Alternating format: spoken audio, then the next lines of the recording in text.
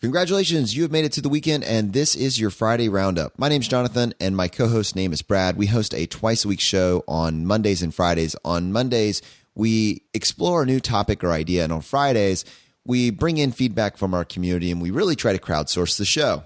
Let me go ahead and take just a second and offer just a little bit of background on who we are and kind of what our approach to this journey has actually been. Brad is a CPA and quit his job in 2015 after being well along the path to FI, to pursue building businesses from home in a designed future that allowed him to spend more time with his wife and daughters. I followed a little bit more of the prototypical path. I did my 4 years of undergrad, got my bachelor's degree, did 4 years of pharmacy school, and graduated with 6 figures of student loan debt. Realizing that this was not what winning looked like, I put every extra dollar I had to paying off those student loans, cut my expenses down to the bone. Shortly after paying off all my debt, realized that this really wasn't the path for me anymore. Now, currently, I'm basically starting from scratch and have dedicated my life and my family's life now to a fully funded lifestyle change that involves growing this community and being a part of this community through the CFPs radio podcast. So that was just kind of a short about us. We have talked about our unique stories and our unique path in earlier episodes. If you'd like to listen to that, that was episode 2 and episode 4, respectively. And when I look back, I realized that this just started in 2017. This has been a passion project for both of us, and it's gone far beyond anything that either of us could ever imagine. And it's been amazing to share this journey with the people that listen to this show twice a week and also bring in their unique stories. And that's really what the Friday episode is all about. So without any further ado, welcome to the CFPs radio podcast. You're listening to CFPs Radio. The blueprint for financial independence lives here.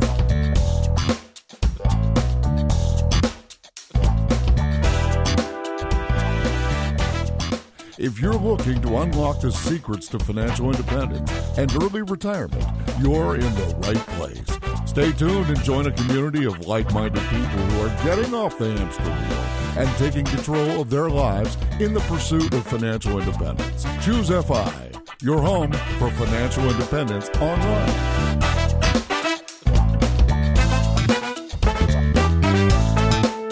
All right, Brad. Well, it's been a couple weeks since we've actually been able to do a Friday roundup because we've both actually been on the road, and then you went down for the count with laryngitis. Yeah, it's been a crazy couple weeks, that's for sure. It does feel like forever since we've recorded, but I finally have a voice back, right? I almost sound like myself now. There were people that met you at camp just a week or two ago, and they had forgotten what you sounded like. So, it was so frustrating. Yeah, we were at CampFI in Florida, and that's really one of the highlights of my whole year. And I literally got there at 3 o'clock, and by 4 o'clock, my voice was essentially gone. It was ridiculous. Basically, Saturday, the next day, I could not utter a noise. That's not hyperbole, right, Jonathan? I couldn't talk at all.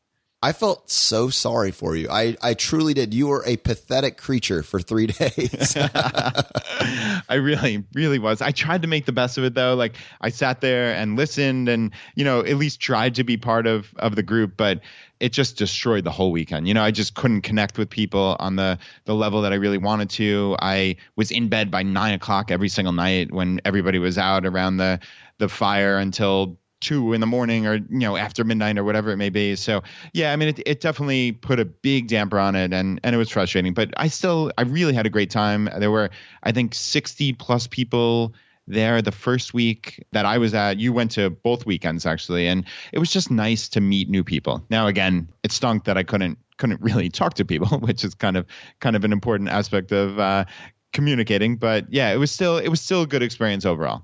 And actually, Brad, the fire, fortunately, with those campfires, the fire did not spread. They remained inside of the fire pits, and we were all very grateful for that.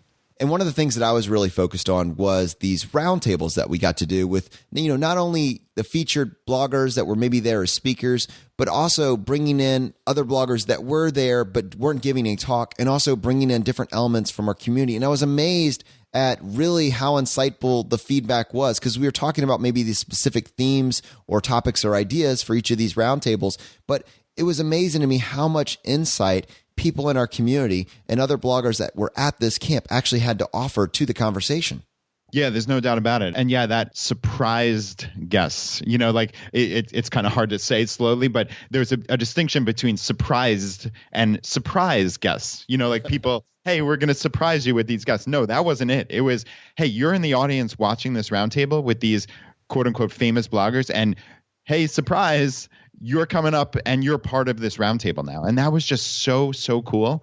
And yeah, what was so nice about that was we had all become friends at that point. So this was a group that was there to support each other, to laugh together, to share stories, et cetera. And we just had become close. And, whereas my own insecurities from back in the day of, oh, they're going to call me up and I'm going to be nervous to talk about this kind of stuff or whatever. There was none of that. It was just, we are a group of friends and we're trying to help each other. We just got so much of that. And I think the audience saw that on the roundtable episode that we published last Friday, actually.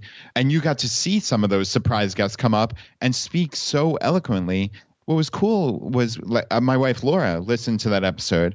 She was just blown away by it. I mean, I talk to her all the time, obviously, about these CampFIs and how incredible they are and how, in a perfect world, she can carve out some time where if we can get a grandparent to come in and babysit, Laura can come to one of these events. But I mean, she is so enthused after hearing that, just that one roundtable, like that one recording of 45 minutes did more than me talking about this for an entire year. So hopefully you, the audience out there, really got a sense of what this is like. And it was just so cool to see members of the audience that were just there as guests, and Jonathan calling up Joel and Mindy and Physician on Fire, like in addition to just the people who were in the roundtable to begin with.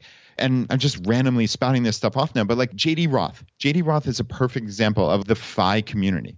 He was there just as a guest. He was there as JD, a member of the FI community. And he traveled from Portland to random Hawthorne, Florida, to go to CampFI for 2 weekends. He took basically 10 days out of his year to come to this CampFI. He's going to the one in Virginia in a couple months. Like, that is so cool.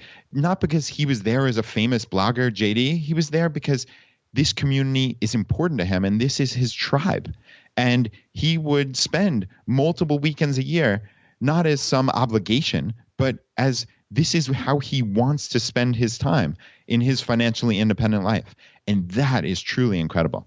Yeah, so getting a chance to actually play board games with this group of people that is your tribe, that are your friends. And JD is playing there right along with us. It was amazing. It was so much fun.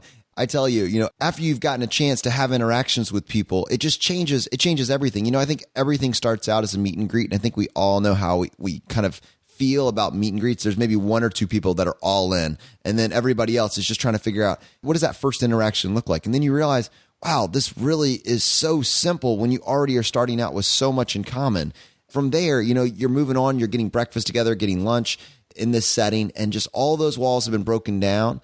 Now you're playing board games, you're doing a team building thing, you're just having conversations, and there's nobody that's off in the corner trying to figure out what to do next. The introverted side that's probably a little bit in all of us is immediately gone, and you're just having a good time. And it's very freeing to be able to be around this community of like-minded people just for even this short period of time. And I think what it does is it inspires you because you realize what the possibilities are when you do have a tribe of people to form these bonds with. I think it changes it when you now take that back into your own local community, because in some way it's trained you on how to replicate this year round when you find a local group. Yeah, Jonathan, you're right. And you talked about the introverted side of people and how it pulls people out. And I think my own self, I have overcome what you call like a limiting belief that I have. I've always said, and maybe it's as a defense mechanism, oh, I'm introverted, whatever, blah, blah, blah. Like, I don't believe that anymore. I think I'm much more towards the extroverted side. And I think these events, these CampFI and these FinCons, like, have made me realize that. And I get energy from being around other people when I'm at these events. I don't think I felt that before in my real life. It's just such a cool awakening for me to fully realize that. And I think now we're bringing that back to our local communities, like you alluded to. We have a local community here in Richmond. I think in our Facebook group, we have easily 60 people. I might have hit 70 recently. And we're going to have, like you said, board game nights. We're going to have get-togethers. We're going to do all these different things. It's not about getting together and talking about the nuts and bolts of finance. Jonathan, at CampFI, how much time was actually spent talking about like Roth IRA conversion ladders or anything like really technical? It wasn't that. It was just getting together with people that you have things in common with and just sharing that. Yeah, I couldn't agree more. I mean, certainly those things are all on the fringes, and maybe one person is giving another person, specifics on how to pull that off if they have a question about it. But I would say that by just understanding that you're all operating from a common framework and a common goal, you move past that and you start talking specifically about your shared interest and passions. And so a lot of it ends up coming down to lifestyle design and helping someone work through maybe a specific thing they're facing, or maybe it just comes to talking about a shared hobby like brewing beer or CrossFit or any of these other topics that can come up along the way. Maybe it's taking time to play a board game. I mean, they were just kind of groups that would go off, and there was nothing forced about it. There was nothing coerced. It was this natural, organic process to just kind of be and slow down and relax for just a few days. And I think you don't realize how in your own grind you are and how caught up you are in all of life's natural stresses until you get a chance just to walk away from it from a little bit. So yeah, it was really cool to be a part of that.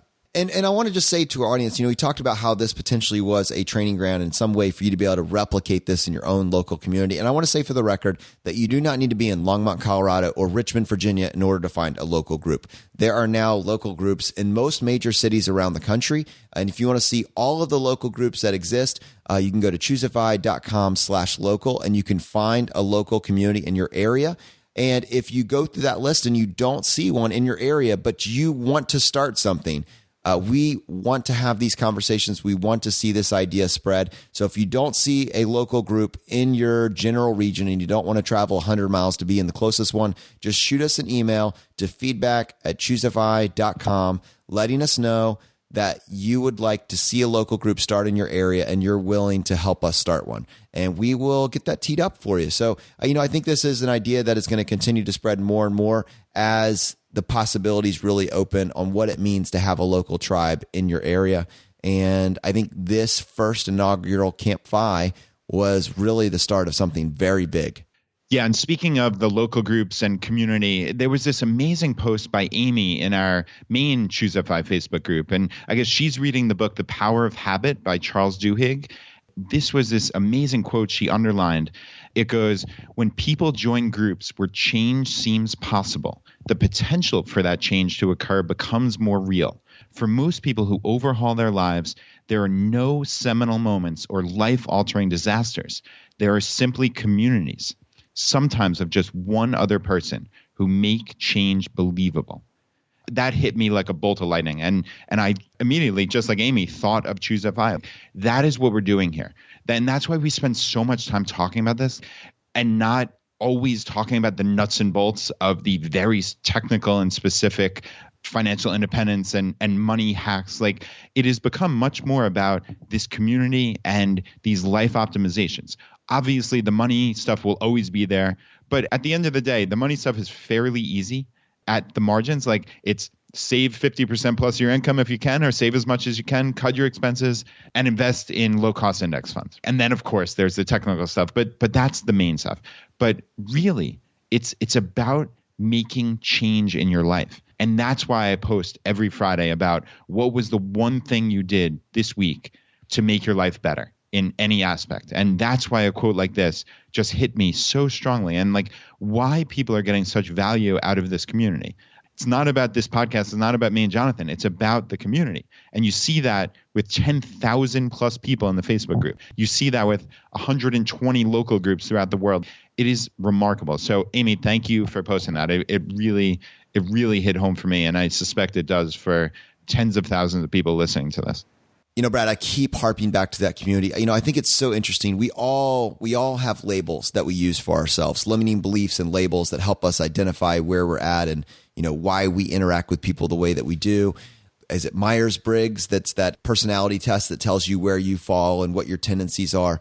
And I think there's always going to be some level of underlying truth to that stuff. But beyond that, I think we use that as an excuse to be who we are. And we don't realize when those have gone from tendencies to limiting beliefs that are actually holding us back. And a lot of that, especially with regards to who you are as a person, introvert versus extrovert, involves your ability to use the skill set of conversation to connect with other people. And I think especially for introverts, what you find so quickly is that once you have something in common with people and you're talking about something that you're passionate about, a lot of that fear and a lot of those natural tendencies go right out the window.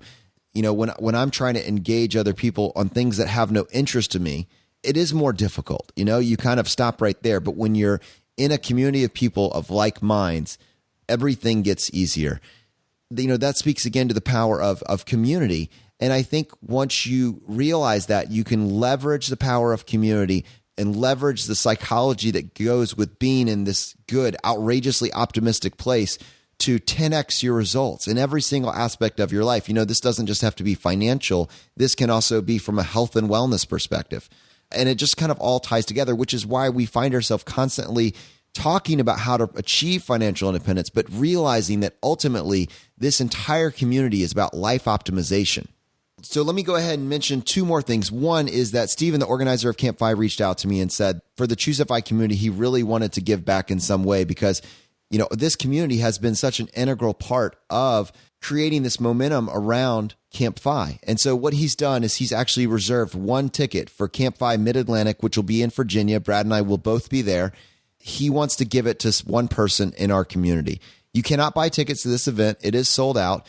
But if you're interested in going to CampFI Mid-Atlantic in Williamsburg, Virginia, that is going to be April 13th through the 16th. Brad and I will both be there. And what we've decided to do is to set up a drawing for this ticket. If you want to enter that drawing, all you need to do, just go to CFPs.com/iTunes, follow the instructions there, and leave us a short written review. And then send us an email to feedback@CFPs.com, letting us know that you left the review, what screen name you left it under, and also mentioning that you are interested in going to that camp. And we would love to enter you in that drawing. We will be accepting reviews all the way up through the 29th of January, which is a Monday, and then we will announce the winner on February 2nd. For those of you that do not use iTunes but use an Android device, if you leave us a review on Stitcher, that is fine as well. But again, you would just need to send us an email to feedback@CFPs.com, letting us know that you left the review and that you're interested in coming to camp. And I hope you take us up on that. We would love to see you there. Truly, these camps is just probably the best way for us to spend some real time, with our tribe, right? And I get a built-in 3-day board game binge on these days as well. So I bring those board games with me. And, this, Brad, I think we should also take 1 second and say that we have now got confirmation that Chautauqua is happening this year, and it is going to be happening in Greece. And my understanding is it's going to be very close to Mount Olympus, which is just epic. We have been invited to be the keynote speakers for that Chautauqua, and we'll be giving you more details as they become available. But we wanted to give you the heads up because those tickets are not going to last very long. And when they become available, they'll probably sell out within a couple days. And Brad, can you tell us what is the best way to find out about those tickets when they become available? Yeah, that sounds good, Jonathan. We're going to set up a short link at CFPs.com/Greece. And that'll take you actually to Alan and Katie Donegan's website for the Chautauqua in Europe. And it'll allow you to put in your email address to get first information when they announce the 2018 Chautauquas.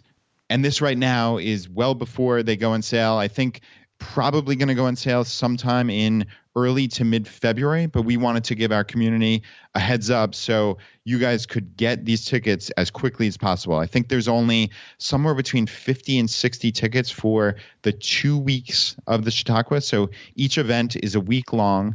My understanding is they're going to start October 13th and October 20th. And again, they are in Greece and Europe. So this is a significant commitment, obviously, but everyone I've ever spoken to who's went on this event has said it is truly, truly life-changing. And yeah, these are the only Chautauquas in 2018. So 60 tickets, they're going to go really, really quickly. So yeah, if you head over to CFPs.com/Greece, it'll redirect you to the webpage. You just put in your email address, and then as soon as those tickets go on sale, Alan and Katie will send you out an email and you'll have first crack at it. So again, ChooseFI.com/Greece. And you know what, Brad, as you were saying that, I was thinking to myself, I should probably specify how to spell Greece.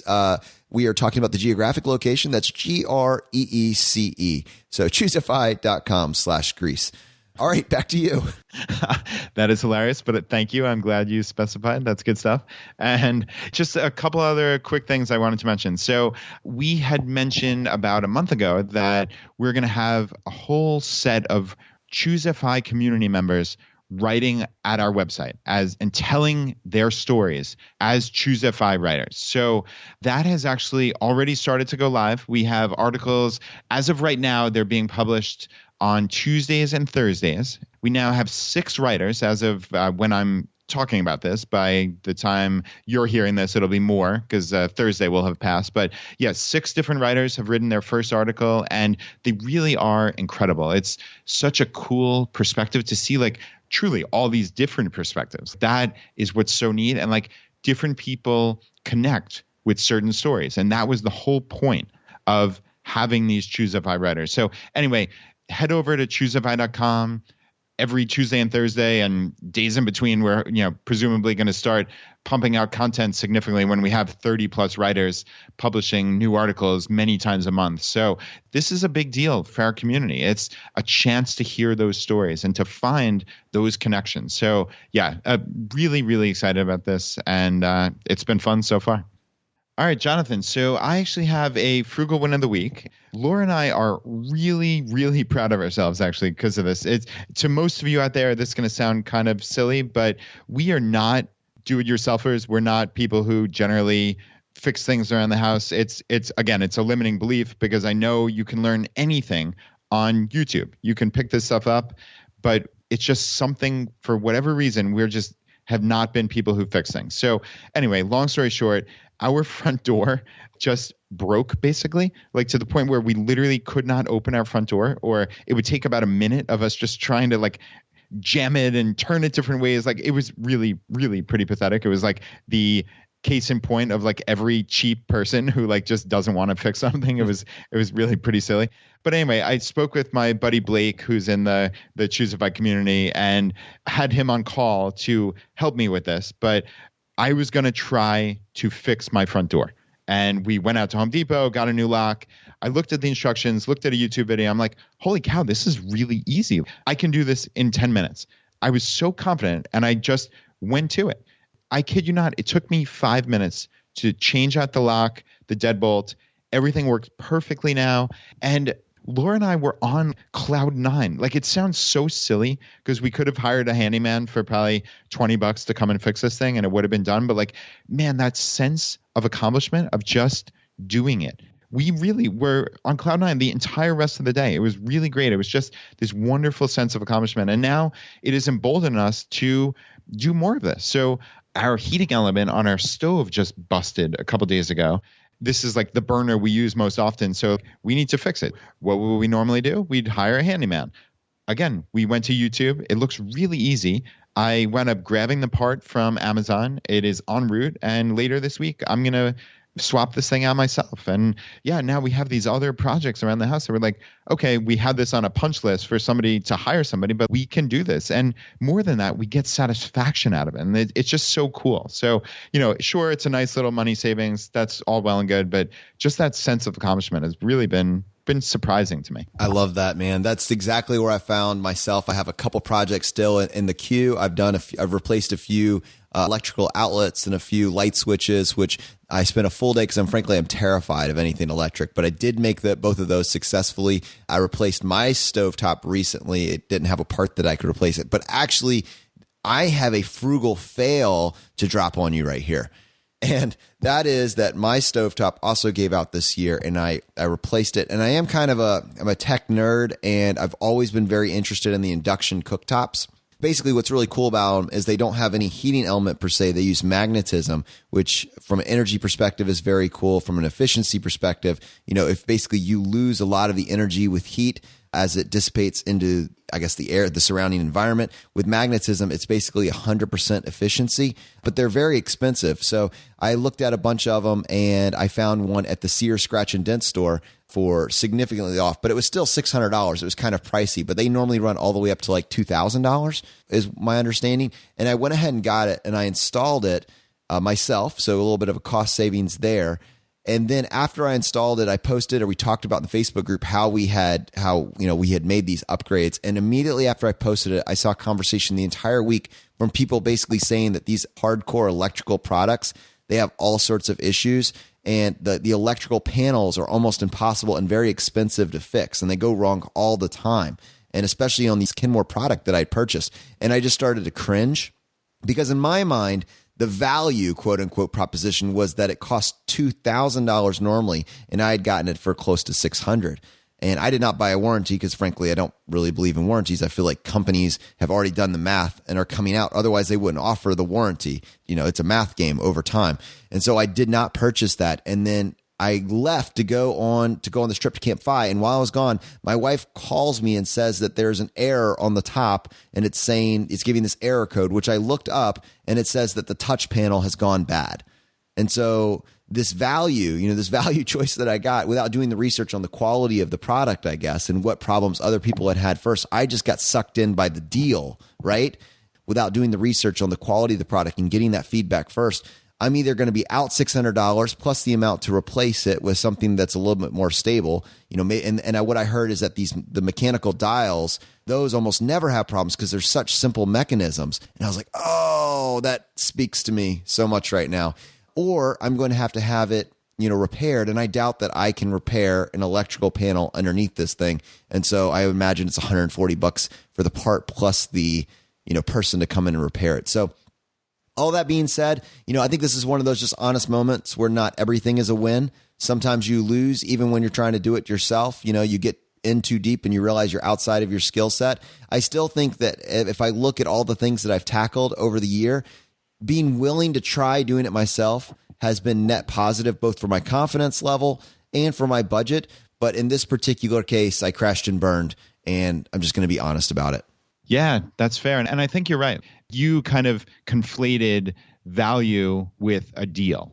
And I think that might have been where things went wrong here. It was, holy cow, this is a $2,000 oven for $600. It has to be great, right? Like what value that is. Yeah. Whereas, right? Like, and I think we did talk about this actually on a prior Friday roundup when you originally bought this. And, I think I may have poked a little bit of fun at you at the time because my valuist mind was saying like, wow, $600, that's more than I paid for my brand new one. Like GE. Yeah, right?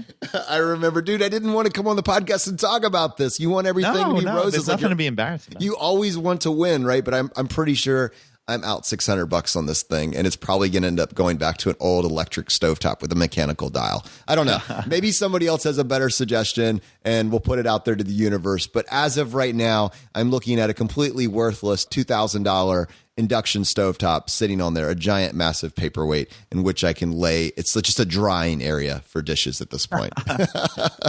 Oh man! Well, I suspect you learned something though from the process. I did. It's the dark side of value.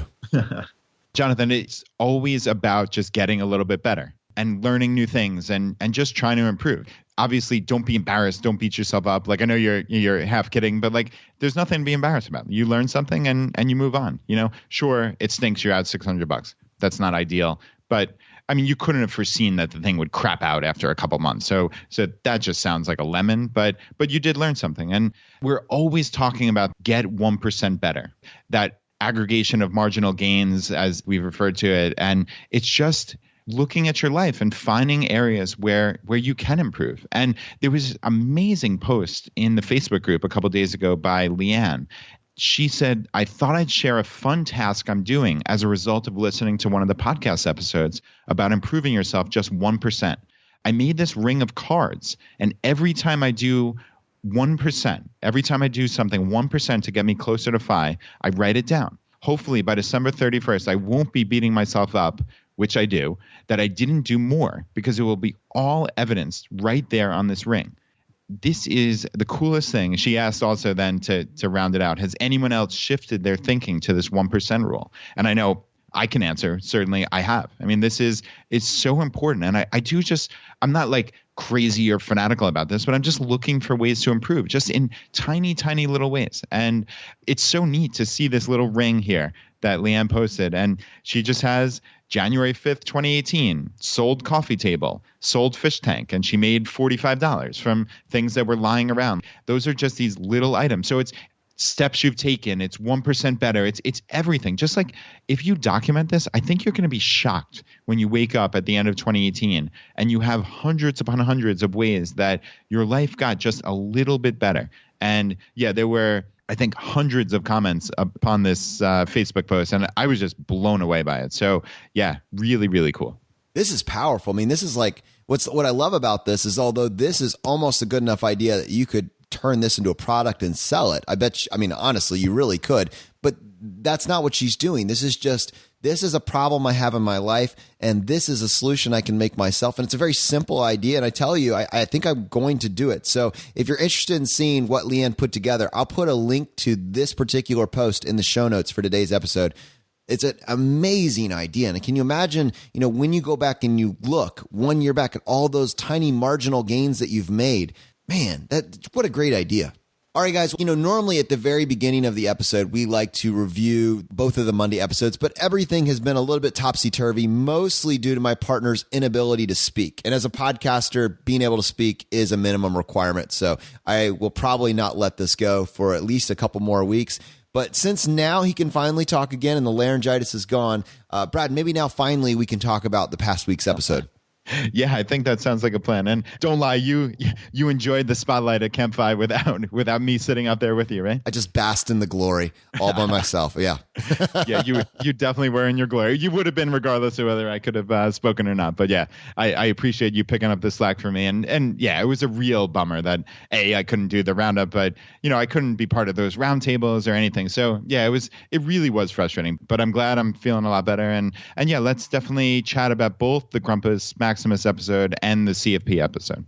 One of the things that was so impressive to me about Grumpus, and what I've really loved about his process, is that he has really nailed his niche. Brad, did I say it right that time? I think so.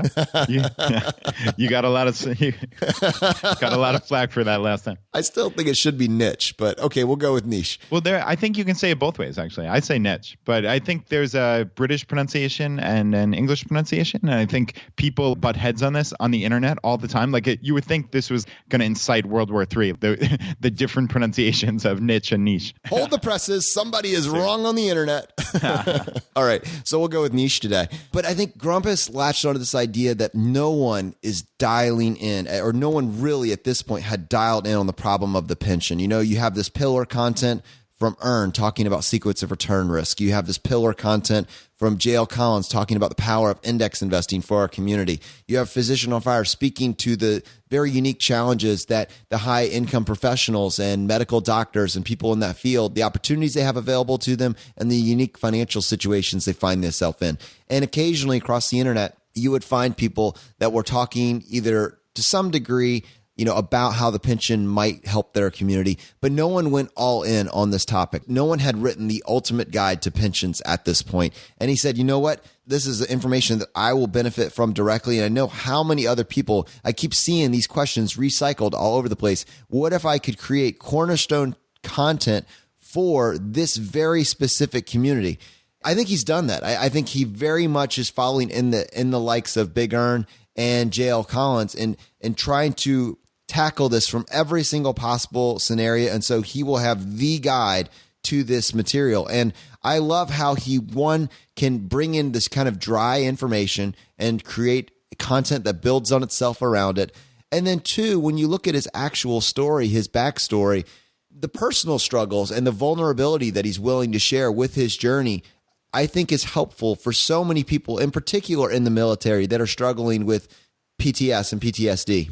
And, I think just like with me talking about my particular stupid fail just a few minutes ago, I think we all struggle with this idea that we only need to present the best of ourselves. We need to show this strong front in every single aspect of our lives. Facebook is a way for you to aggregate the highlight reel from your life and to marginalize all of your failures and embarrassments and insecurities. And I think it would be very easy to follow in that suit and create a blog content that just talks about how awesome you are in every single way, and then use that as a way to then say, because I am this good at life, you should then trust the content that I'm writing about. And I think that is probably the easier path to follow. But to have someone that's willing to say, I'm in the military and I had to be treated for depression, that is not something that's easy to write. That is not something that, when I read it, I was like, does he realize what he just wrote? Is it okay to say that? And that was my first impression. And then my second impression is, how powerful is it that someone is willing to say that? And how much more authority does it give them to reach an audience that can relate to that direct message? And to me, it was very inspiring. Yeah, I agree with you completely. It was really raw. It was emotional. It was wonderful. And I think we all have issues, right? I mean, that's just obvious. We're all flawed, no matter what kind of beautiful message we portray on Facebook and try to say how wonderful our lives are. Everybody has issues. And of course, this is a significant one. And he was 16 years in. He wasn't sure if he could continue with his military career. As he described it, it was a mental breakdown, but he had this golden albatross moment of, what do I do? That's really difficult. I don't know what I would have done at that point, even though you're so close, right? You're 4 years away from this pension, which is really potentially worth millions of dollars in essence. He said it would have been $55,000 a year, plus medical, plus all these random little groceries on base and things like that. This is real significant money. He had that moment and thankfully he pulled through. He did decide to stick it out, and it certainly seems like he's in a fantastic mental place now. And I think some of this intentionality from the FI community certainly has helped, and also being on the same page with his wife now. He talked about some of the issues where they butted heads at the outset of their relationship, but now they're on the same page. And his actionable advice was that your financial life and these discussions must be done together. And to me, that was as big a takeaway as the pension stuff. It's get on board with your spouse, get on board with your significant other, figure this out together, be a team. It can't be this one person. Like his wife must have felt like she was being attacked at that point. Everything's taken away from me. I think he kind of joked, oh, you have to stay home and shackle her to the kitchen.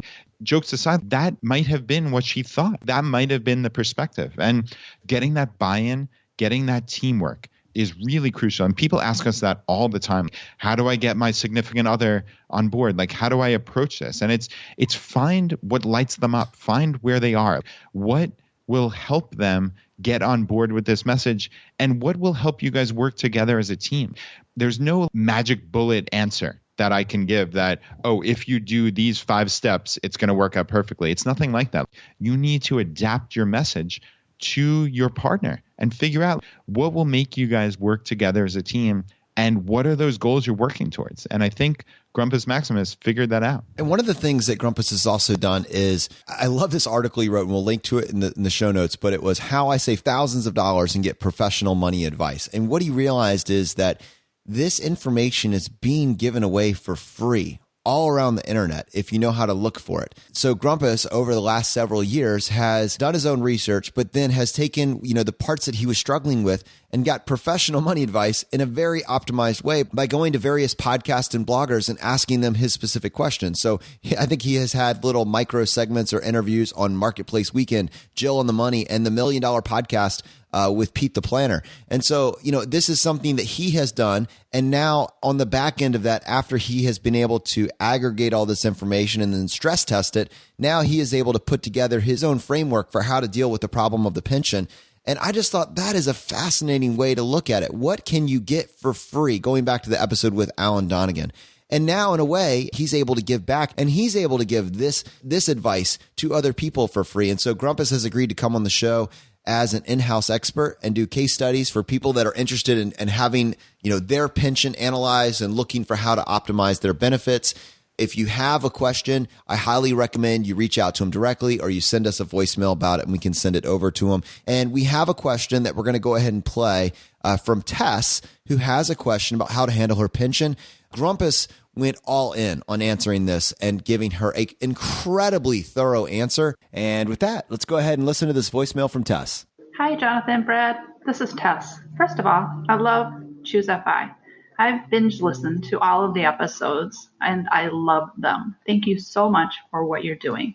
I have a question about pensions, and I realize not a lot of people have pensions any longer. This was from a previous company, and they have ended the pension, and now they're asking us if we want to have single lump sum payments instead of the monthly payment for the rest of our lives, starting when we're older. So let me give you the numbers. The single lump sum payment option is $75,740 versus the single life annuities. The optional payments would be at $55,000, $690, at 60, $1,066, or if I wait till I'm 65, I'd have $1,254. I realize this is not a huge amount of money, but I'm guessing there's some mathematical way to figure out which would be the best options for me to realize this money. If you would have any tips on how to figure that out, I would greatly appreciate it. Thanks for all you do. Love listening. Keep up the great work. Yeah, Tess, thank you so much for the question. That is exactly the sort of questions that it's so amazing to have these in-house experts that can answer it.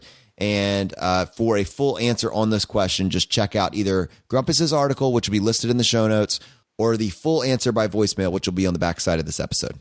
Gentlemen, Happy New Year, and thank you for allowing me back on this show so soon to help with the pension-related question. I apologize in advance for the voice and breathing issues as I'm still getting over a holiday cold, so if it comes through on the recording, I'm sorry. Also, it's worth noting up front that the details required in answering this question properly forced me to essentially write a case study. So if it sounds like I'm reading, it's because I am.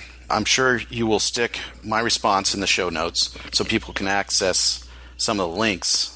But I also intend to turn this response into a written post, which will go up on my blog before the end of the weekend. Therefore, people can refer back to it as often as required. On to Tessa's question.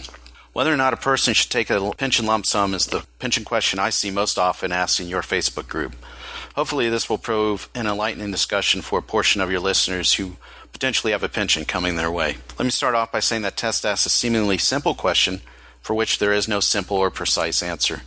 To paraphrase in terms that I use on my blog, Tess wants to calculate the total dollar value of her 3 different pension options in today's dollars in order to compare those 3 different options to her company's lump sum offer also in today's dollars. One of the reasons there is never a precise answer to the TDV question is due to the vague nature of all retirement planning. Most importantly, none of us know how long we will live, nor do we know exactly what our rate of return or inflation rates will be in the future.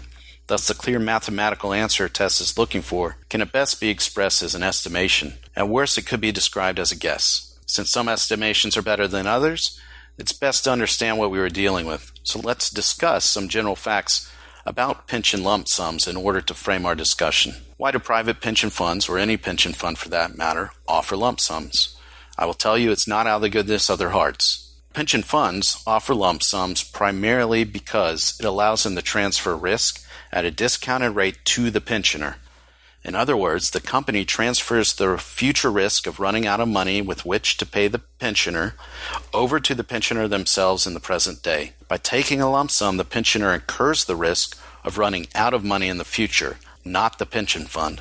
Assuming the pensioner actually invests the money, the pensioner runs the risk by not employing an appropriate safe withdrawal rate and therefore withdrawing all their money prior to death. Now, I think it's a big assumption that people will invest their lump sums when you're talking about the general population. But since we're talking about the CFPs population, I think it is a good assumption that somebody would invest their lump sum. And as Ern McCracken has written prolifically about the employment of the safe withdrawal rate, it can be a tricky thing if an investor does not understand the facts and math. So for anybody looking to invest a lump sum in order to employ a safe withdrawal rate, I highly recommend his series of articles. The risk transfer from a company to the pensioner is further incentivized by the rules the U.S. government in place around pension lump sum calculations. Most important are the rules that allow companies to use what an article of Forbes.com calls unrealistically high rates of return for a lump sum invested by a pensioner. By estimating higher than normal rates of return from an invested lump sum, again, assuming the lump sum gets invested at all, it places the pensioner under pressure to reach for returns in order to achieve the same value that the annuitized payout would offer over the same amount of time. The U.S. government also forces companies to use the government's longevity estimates, which inexplicably combines male and female longevity into one table. This is unfair if you're a woman in the U.S. offered a lump sum, because statistically, women in the U.S. live longer than men. Conversely, for U.S. males, this unfairly bumps up their lump sum offer. Thus, for anyone looking to compare a lump sum payout to the future value of their annuitized pension using today's dollars, it's important to note the estimate of total dollar value is almost always destined to be greater than the total of the pension lump sum offered, since companies are legally allowed to lowball their pensioners. There may be some rare cases where inflation mitigates this effect, but that is not the norm experience. All right, in case Tess is looking for a good article explaining these issues further, plus a calculator which mitigates the flaws in the U.S.-based lump sum calculations and actually offers what the author at least calls a true lump sum calculation, then she can go to the Forbes.com article written by William Baldwin. And I don't think that's the reference to the least good actor in the Baldwin family. I actually think that's somebody who knows what they're talking about. The picture on the webpage at least made it look like it wasn't the same guy. Moving on. The final factor to understanding up front in any lump sum discussion is pension safety. Pension safety is something of a trump card, no pun intended, when it comes to lump sums. Because if there is a high likelihood that a pension fund won't be able to pay the pensioner in the future, then no matter how lowball the lump sum offer is, a pensioner will probably take it. That said, pension safety is an area many people, including many in the ChooseFI Facebook community, tend to misunderstand. Much of the advice I see in the ChooseFI Facebook group generally equates to, quote, assume your pension won't be there for you, and if it is, it's just icing on top of the cake, unquote. If that were true, then logic should dictate that everyone take the lump sum offer.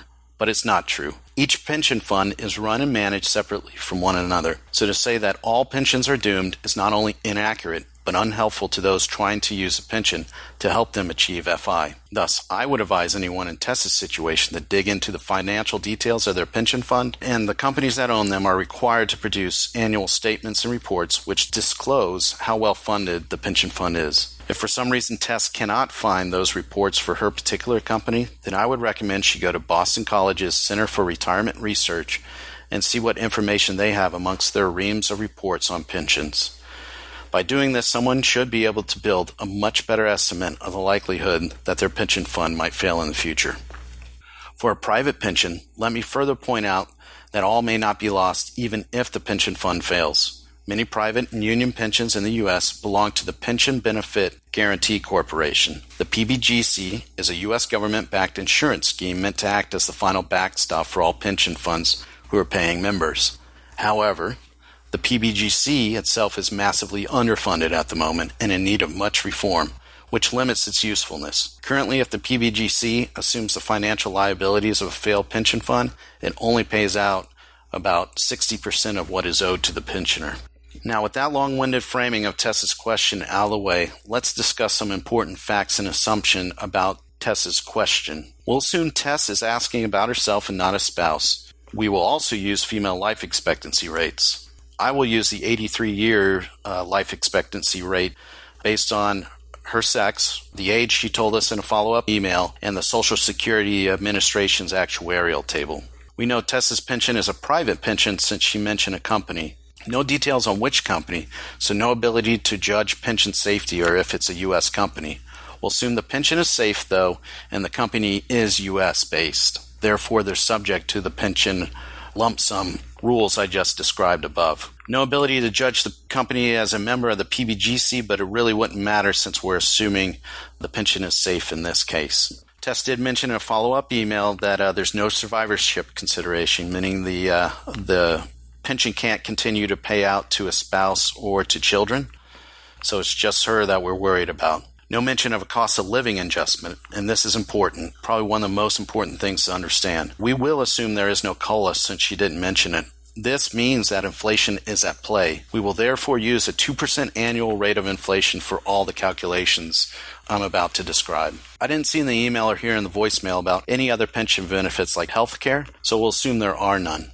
Finally, Tess is 48, according to the follow-up email, so she has 7, 12, or 17 years to wait until the pension payouts start. Assuming no COLA, that's 7, 12, or 17 years of inflation eating away at the value of Tess's payments before they start based on the age 55, the age 60, and the age 65 scenarios she discussed in her voicemail. This means the value of the monthly payouts, which were $690, $1066, and $1254, would respectively be worth $601, $841, or $896 respectively in today's dollars when those payouts start. So essentially, I've gone and devalued for those different year time frames the monthly payouts right up front, and I made those calculations with an inflation calculator at buyupside.com. Finally, since Tess's pension does not start immediately, she needs to understand something I call the immediacy effect, as discovered and described by Bigger and McCracken in his 17th article over the Safe Withdrawal Rate series. It's worth a read. Definitely, I would recommend it if you have a pension that does not start immediately after you retire, because there are some effects. I have not learned how to mathematically calculate for them, but it's something you should definitely be aware of. Okay, let's move on to the calculations. This is how I'd normally calculate total dollar value calculations. I take the inflation-adjusted monthly payouts, which I just described above, and turn them into annual amounts. I then multiply the various totals by the number of years left from the start point of each pension payout to the end of Tess's assumed life, or the person's life, who in this case is Tess. I then adjust that total again for inflation using the buyupside.com calculator. That should give us 3 different total dollar values in today's dollars to compare to the $75,500 lump sum that Tess described in her voicemail. So I'm not going to sit there and explain each calculation, but for scenario number 1, for the 55-year-old pension payout, so at age 55 pension payouts start, I calculated a total dollar value in today's dollars of approximately $116,000. For scenario 2, for the pension payout that starts at age 60, I calculated a total dollar value in today's dollars of approximately $147,000. And then for scenario 3, the age 65 pension payout, I calculated a scenario or a total dollar value for 2017 dollars of $135,000. So we did it. Not only did we determine today's total dollar value for Tessa's future pension payouts, but we also see that scenario 2 is optimized to provide her the most over her life expectancy if our assumptions hold true. About this point is where I typically caution readers on my blog to remember that total dollar values are best estimations, as discussed at the very beginning. Tess actually has to make it to age 83 to realize the benefits of scenario number 2. Not only that, but she has to die, sorry Tess, at age 83 for scenario 2 to hold true to being the most optimal scenario for her to take. Finally, our 2% inflation rate has to hold true over the lifetime of this scenario as well. Those are a lot of assumptions, and they don't include any of the other assumptions I made about Tessa's pension due to a lack of information. For instance, the addition of other pension benefits like health care or a major pension safety concern seriously complicates comparing a total dollar value to a pension lump sum. If that happens to be anyone else in the audience, then they can refer to Part A to my pension series on my blog for more additive comparison methods. However, in Tessa's case, let's assume that everything holds true. All right, as a result, I would recommend Tess concentrate on the difference between scenario 2 and the lump sum offer. That comparison truly highlights the lowball effect I described towards the beginning of this response. Tess's lump sum offer is approximately half of what she is owed in scenario 2. Not good, but it's what the U.S. law allows. One last point worth noting is that my method is not the only one out there for calculating pension lump sums. Both Financial Samurai and Actuary on Fire have written fairly extensive posts on how to value a pension. Actuaries is probably the easiest, as it makes a lot of assumptions and uses something called the XNPV function on Microsoft Excel. Actuaries' method and mine are conceptually similar since they are both based on the amount earned discounted for inflation. Financial Samurai uses a rate of return method for comparing the value of a pension, which is something I don't do. This illustrates a point I was trying to make at the beginning of this response as well. Since there is no precise method for calculating total dollar value for a pension, there is no one correct method. At this point, it's over to Tess for her determination as to what to do. Total dollar value estimates argue for scenario 2. Then again, that doesn't take into account what's going on in her personal life. As Aaron Milldollar likes to say, personal finance is personal, which means no two pension lump sum comparison scenarios will be the same. And as Brad Barrett likes to point out on the podcast all the time, people value different things as well. All I've done is arm Tess with knowledge by showing her a way to estimate her pension's total dollar value. She can use that knowledge to compare it to her lump sum, but what she chooses to do with that knowledge is up to her. Best of luck, Tess. And again, Jonathan and Brad, thank you very much. It's been an absolute pleasure, and I look forward to answering more pension questions in the future. Wow, Grumpus, that was amazing. I mean, talking about just running a clinic on pensions, those are the factors. That's the difference between, calculating the gap like we talked about in the original episode, and really what is the next level thought that needs to go into this? What are the additional factors that you need to add in to really get a good understanding of how this math should really work? So I love that you opened that up. I will do my best to link to all the different resources that you mentioned in the show notes for this episode. And to our audience, Grumpus has committed to being the resource for the FI community for pensions. I mean, he is all in on this. So if you have questions, I would encourage you to send them to him. I'm sure that he has ways of turning that into content. And also, hopefully, the idea is by really delving into the unique situations, it actually benefits the community at large. So feel free to shoot us your pension questions, or really just send them to Grumpus directly. I know he also has a Facebook group as well where they actually talk about these pension problems. And Grumpus, thank you so much for coming on the show and sharing that insight with us. All right, and Jonathan, one of my big takeaways also from the Grumpus episode actually ties directly into something that Kyle said on the CFP Roundtable episode. So it's actually interesting that they both mention it, and it's the perfect segue into talking about the CFP episode. But Grumpus said they have annual discussions in their family about finances and then have a review. And then Kyle actually went a step further and talked about those annual planning meetings he has with his wife. It's like a State of the Union type retreat. And I think they do like 2 nights. It's, they turn it into a vacation, which is really fantastic. He said some of the things that have come out of those meetings have been truly life-changing. Laura and I both heard him mention that and immediately said, we need to do that. So we're not quite doing the full retreat, but we're actually almost literally, when we get off recording this episode at noon today, we're going out to our favorite place for lunch, and we're going there with notes and a binder, and we're going to write down our goals and our plans and all these kind of things for 2018 and really set it in stone and move forward from there.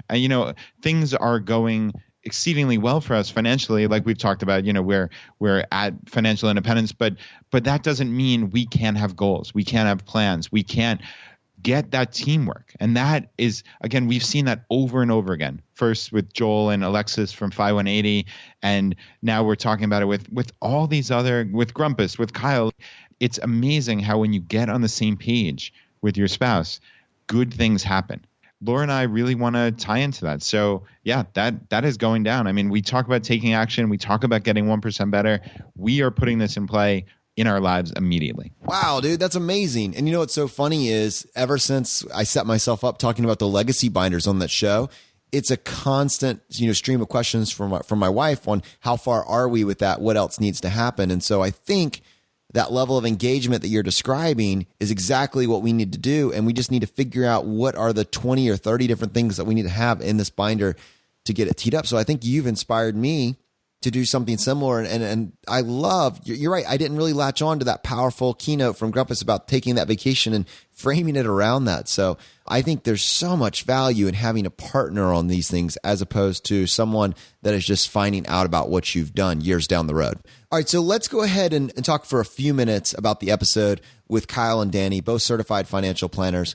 inside the FI community, both of them still working as CFPs. And one of the reasons this episode was so interesting, and I think there were people honestly that heard the episode and did not realize that we were accepting crowdsourced questions to ask them, and were just wishing that they had known about that ahead of time, because I think there are so many more questions about how to get the most value from your CFP and if you really need one. And this is particularly true for the financial independence community because we are sharing so much information. Imagine that someone is not in our community. They have not been introduced to the topics that we are talking about all day long and that we're constantly getting better at. I can see how a certified financial planner can do a lot of the heavy lifting for them. And that is kind of one of the things that being in the financial independence community, we're constantly having to sift through. We're thinking, one, is there any value to having a certified financial planner for someone in the financial independence community? And then two, on the backside of that, what is the value for a certified financial planner generally for the public at large? And if there is a value in either of those scenarios, what should the billing model look like? Yeah, I agree with you, Jonathan. And I think clearly, at least in my opinion, it makes very little sense to pay for assets under management and pay those really onerous fees, 1% plus in some cases. And that is just such a drag on your returns when people in the FI community are smart enough to know to invest in primarily low cost index funds. We can talk about the type of funds that's a totally separate issue, but fees matter is what we've come up with. And there's just no way around that. So to me, it makes very little sense to pay for someone's quote brilliance and in their investing when realistically they're not going to outperform the market, and therefore you're just paying fees for virtually nothing.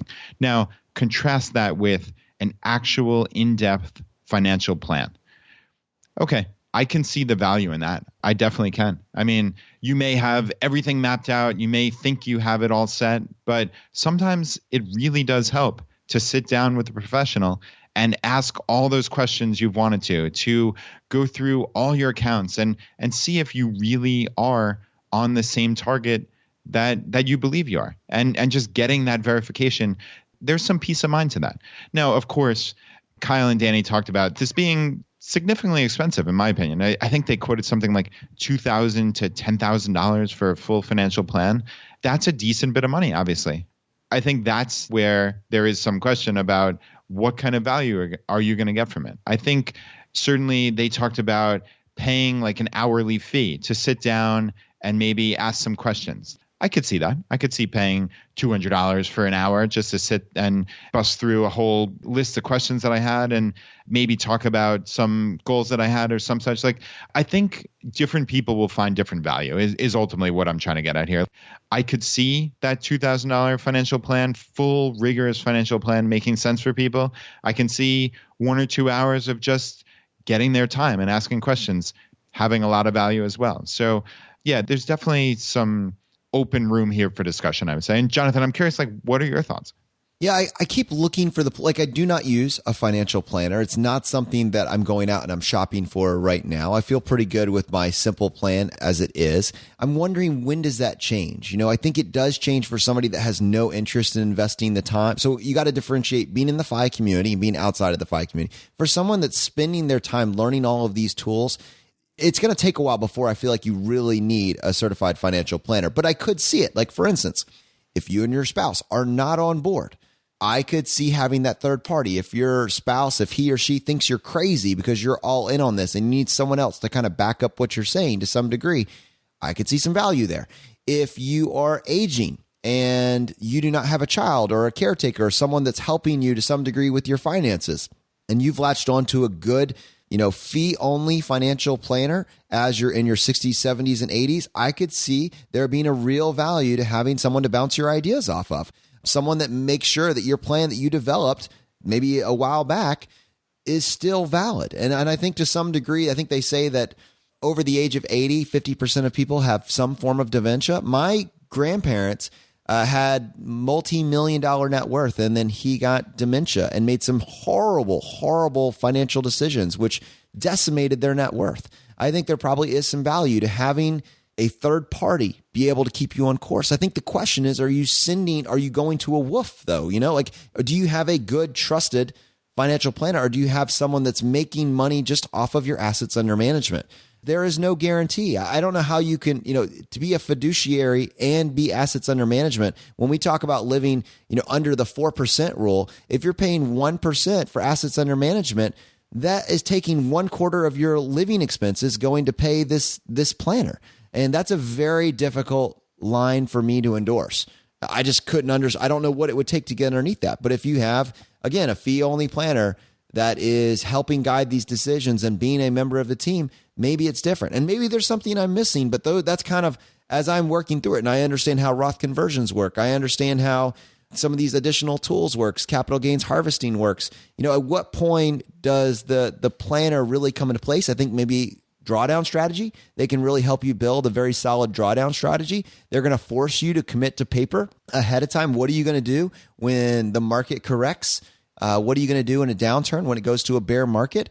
That's a plan that if you've been forced because you have this person on your team to figure out what your plan is ahead of time. A lot of us think we're going to develop an asset allocation, but we just say, oh, well, I'm going to be fine. I'm going to be 100% index funds. I'm not going to have anything in bonds because I'm hardcore. And then your net worth goes from 700,000 down to 420. And suddenly your mindset shifts. And maybe you're thinking, well, I can't afford for it to go down. So you got to realize that if you're starting your investing career now, you're going to likely go through 3 to 4 major bear markets and countless corrections in between. And that process, that first bear market is going to tell you a lot about yourself that you may not fully appreciate right now as you've been listening to this podcast and you decided that you're totally fine being 100% VTSAX. And I'm saying this as someone that is 100% VTSAX, but I think that once you go through that bear market, you're going to get some extra information about your investing psychology. Yeah, I agree with you. And yeah, it would be nice to lean on an advisor. Again, you just have to figure out what makes sense for your life. So I can see the value. I can, of course, see the value in being a DIYer and just trying to go it alone with the information you have within a community like ours and within all the countless resources on the internet. So there are people who get value out of different things. And I think it's a perfectly plausible decision to hire the fee-only advisor. And I think it's a perfectly plausible decision to go it alone. So that's something that you have to decide. But I think Danny and Kyle did a really nice job in this episode. And it's cool to have people within the FI community in that profession. Maybe we can get a list of other fee-only CFPs who are in the FI community, because that would be my concern, would be, hey, I'm going to just find some CFP here locally in Richmond, and I'm going to have to explain to them what I'm doing and how it's even conceivable that I'm financially independent in my 30s. That would be my big concern. So I suspect there are many, many CFPs that are in the FI community. And yeah, that would be kind of cool to get that list together. And so who knows, maybe that's something for the future Choose a FI Vault or some such. If we come across names of people, we can add that there. But one other thing I wanted to mention from the episode was the fiduciary rule. I mean, to me, this is absolutely crazy that they were describing. You need to basically ask blanket, like, are you a fiduciary in every single aspect, and try to not make any kind of wiggle room for people to, hey, I'm a fiduciary in this aspect, but not with insurance or something. Like, to me, that is just absolute lunacy that that's even allowed to exist. But again, just like anything in life, there are rules, you need to know them, and you need to figure out how to maximize them. So in this case, if you are going to approach a CFP to potentially hire them in some regard, you need to get that information. And getting that question from Kyle and Danny made it very obvious. You need to ask specifically and overtly, are you a fiduciary for everything? Are there instances where you're not? Please tell me what those are. So you want your advisor to be on the same page with you and have the same motivations. And that is truly, truly crucial. Wasn't it amazing how they both landed on that as saying you have to lead with that? It was almost like it is dangerous for you to not ask that question if you go in to meet with one of these planners. And even planners are very frustrated with their own industry at how many sharks are out there, right? Yeah, there are a lot. And really it brings down the whole profession. So I can see why people who do it for the right reasons want to scream from the rooftop that, hey, you need to ask this question. And really, essentially, you need to ferret out these people who aren't doing it for the right reasons. So yeah, I'm glad both of those guys mentioned that. And I'm glad we're talking about it now. It's crucial. It's really, really important. All right, guys. Well, as you know, we like to finish every episode by doing a drawing for a copy of a book that we have found useful. We have 2 books that we offer. The first one is J.L. Collins' book, The Simple Path to Wealth, and the other book is Dominic Cortuccio's book, Design Your Future. If you want to enter that drawing, all you need to do is just go to choosefi.com/iTunes, leave us a short written review, and then send an email to feedback@ChooseFI, letting us know that you left a review and what screen name you left it under. Also, please remember that for the next 2 weeks, up through the 29th of January, we're also accepting submissions for that ticket to CampFI Mid-Atlantic in April. All you would need to do to be in that as well is just include in your email that you are interested in being included in that drawing. And Brad, how many winners do we have today? All right, Jonathan, we have 2 winners today, and the first winner is Nancy, and she said, "This is my current favorite podcast. I discovered ChooseFI several months ago and have so enjoyed getting to listen to all the episodes. I may be older than the, quote, target audience, but I find it super beneficial, especially as I'm our family CFO. I also plan to use a lot of the episodes and resources I have learned to share these ideas with my husband and 3 teens. A huge thank you to Jonathan and Brad for putting together such a great show and interviewing so many fascinating people in personal finance." And our second winner is Stacy. And Stacy says, "Gave me an intention and community. I stumbled upon ChooseFI when looking for a new finance podcast, and it has completely filled a need I did not know I was missing. I have found purpose for my extra savings and an intention to live a happier, more fulfilled life by being conscientious and aware of where my dollars are going. On top of giving me intention, this podcast has given me a community of like-minded and different-minded people to learn from and share with. I highly suggest this podcast to anyone who wishes to have more power over their financial future." Stacy, thank you so much for leaving that feedback.